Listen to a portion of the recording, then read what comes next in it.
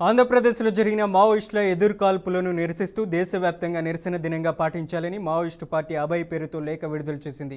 ఈ పిలుపుతో సరిహద్దు జిల్లాలో భద్రతా బలగాలు అప్రమత్తమయ్యాయి. భద్రాచలం ఏజెన్సీ పరిధిలో హై అలర్ట్ ప్రకటించారు. చింతూరు, కుంట, మారేడుపల్లి, వెంకటాపురం వైపు వెళ్లే ఆర్టీసీ బస్సు సర్వీసులని నిలిపివేశారు. ఏజెన్సీ ప్రాంతాల్లో విస్తృతంగా తనిఖీలు కొనసాగుతున్నాయి. దండకారణ్యంలో మావోయిస్టుల కదలికల కోసం బలగాలు జల్లెడ పడుతున్నాయి. భద్రాద్రి జిల్లా ఏజెన్సీ ప్రాంతమంతా భారీగా పోలీసు బలగాలు మోహరించాయి.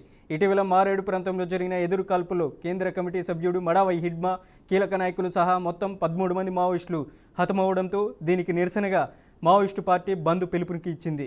అవాంఛనీయ సంఘటనలు జరగకుండా పోలీసులు కట్టుదిట్టమైన భద్రతా ఏర్పాట్లు చేశారు.